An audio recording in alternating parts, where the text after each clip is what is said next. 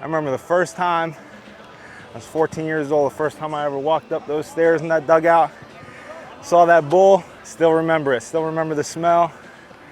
They changed my life. I am Pat Stacks Phelan, and I am the home clubhouse manager for the Durham Bulls. I was hired on in 2002.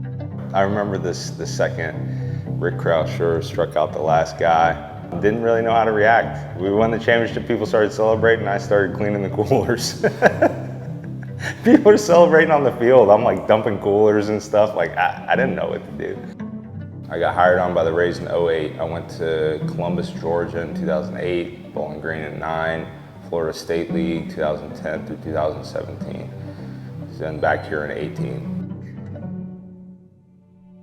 A lot of grocery shopping, coordinating catering, deliveries, a lot of player movement, coordinating, getting everybody their stuff. It's a lot more mail nowadays. Making sure everything's out for practice, setting up the food for when they come in from batting practice. I walk around with the pass list, making sure everybody has their family members on the ticket list, and then it's game time. Post-game that's the busiest time of the day. We get our post-game celebration going, and then there's a lot of laundry to be done. Last year in Vegas, we had so many people on that team that I cared so much about. You have a front row seat, the roller coaster of a season, of a career. Watching Brady Williams be able to celebrate that,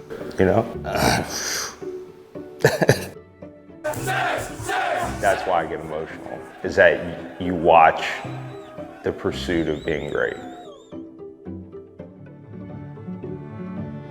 Just care a lot. Just care a lot. If you care a lot, you're gonna work hard, you're gonna take the extra steps it takes to be good at your job. It's just like anything else.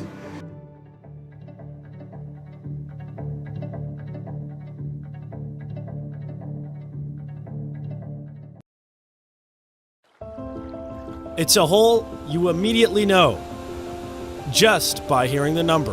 Right here at 17. 17th and 17. For a hole where you think you can throw it on the green, there's a lot of stress. If it was surrounded by grass, I swear 50% would never miss the green. The crowd are expectant. It's almost a bit like why people go and watch Grand Prix. Do you watch for the fast cars or do you watch for the disaster?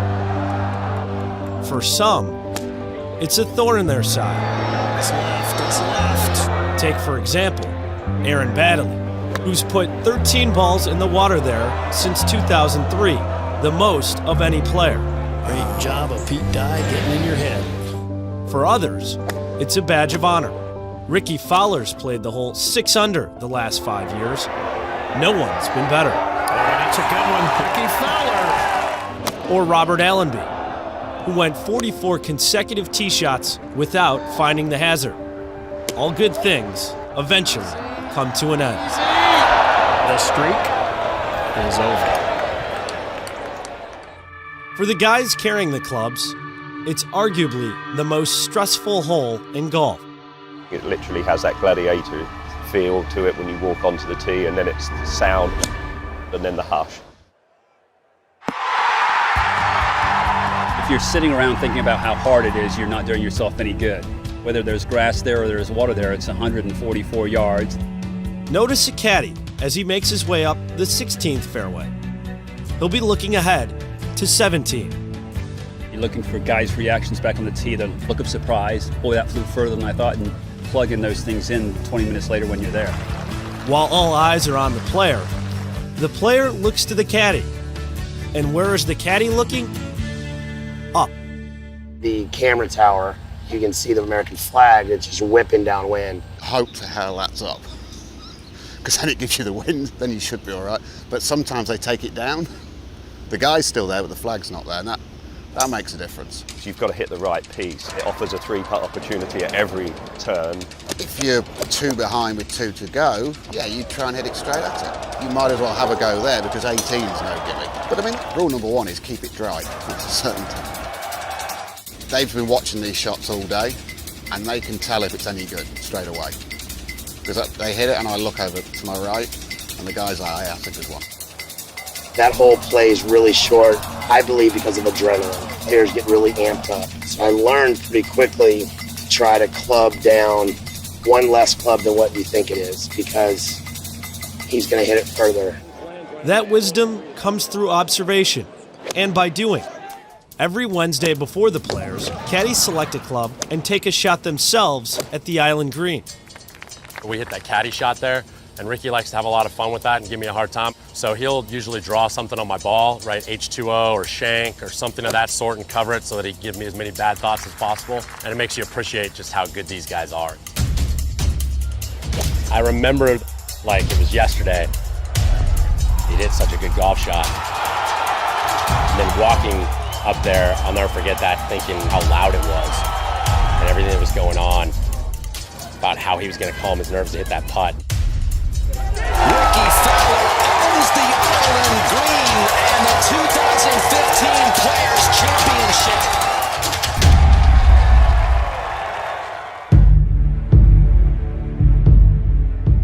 A caddy carries his yardage book like a stack of memories. So many birdies and bogeys worn down along the most admired pathways in all of golf. But the page that holds Sawgrass 17 has got to be special. Approximately 140 yards, and a sea, and a hill, and all the memories of a life in golf, written wordlessly on its frayed pages.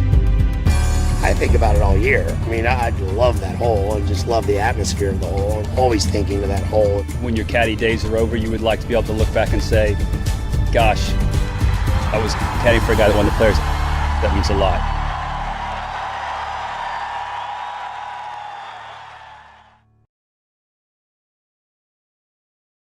Mick, what does the word family mean to you?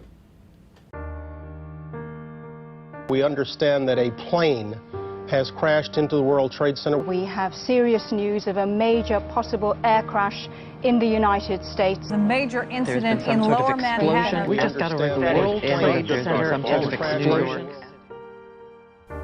Michael always had a habit. He would always call before he left. So he called that morning, and I was getting the kids ready, and I was getting ready to go to work, and we always used to play the song, it was by Raffi, called Rise and Shine. We irritated our kids with it because we used to play it and sing it and to wake them up in the morning. So that morning the kids were still asleep, and he called me, and I went in and I held the phone to each of the kids' ears, and he sang Rise and Shine to them. School ended and we had a call saying that my aunt was going to pick us up. You could tell like in her face right away that something was wrong.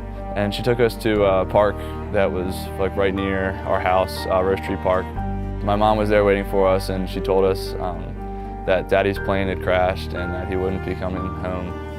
Mick didn't really know how to act, and he basically looked at Krista. So I immediately just looked at my sister, and she was sobbing and crying, so I started crying. And it was really probably a few years before I really understood what it meant that he wouldn't be there. You know, he wanted to make the most of every moment of every day. He lived life that way every day, and he loved his kids with all his heart.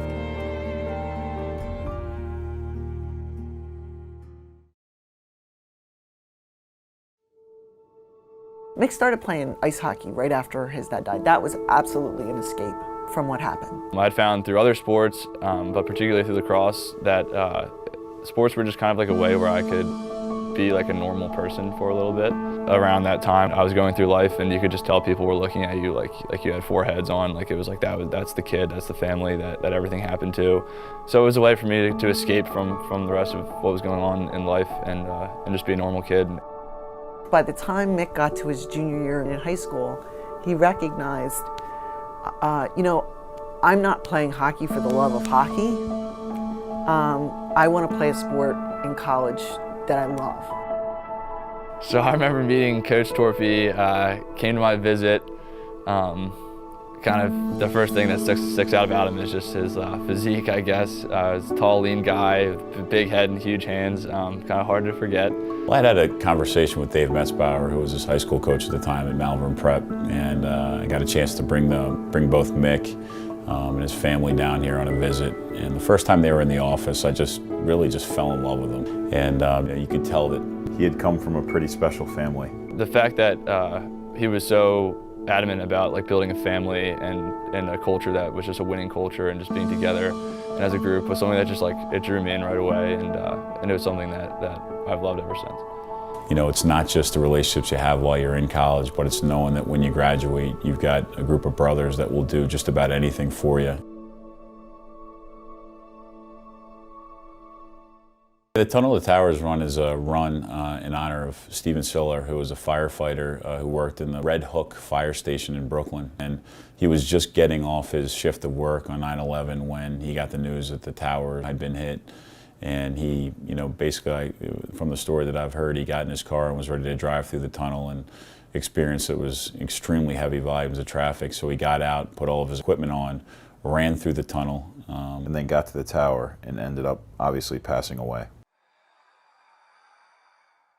One person's actions, you know, have continued on to drive so many other people to do that same action every year in honor of him and in honor of all those people that passed away in 9/11. It's something that I wanted to experience, and you know, when Mick came into the program, I said, man, what a great experience that would be to be able to kind of honor the life of his father with his teammates, his peers, and his friends and our staff. Going up there is always tough. I haven't spent much time in New York since everything happened. I would say crossing the finish line was really cool, but just the entire race I think was equally as impactful, equally as powerful. Being able to experience it with my teammates though was it was once in a lifetime experience, and one of my greatest memories ever. Just being able to take 47 guys that you consider your brothers and share something that means so much to you with them, and let them kind of get a look into your life and your past and where you come from. It was really unique, and it was really cool. It was unbelievable to have Mick's entire team there to be a part of this event. It brought the focus, instead of the focus being on us, which we never wanted to be on, it was on something bigger than us.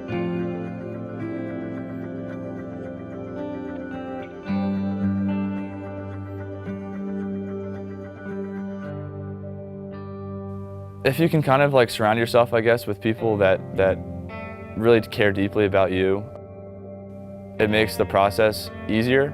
A lot of people, you'll hear people say like it gets easier, things get easier, and I don't think easy is a word I would like ever use to describe it.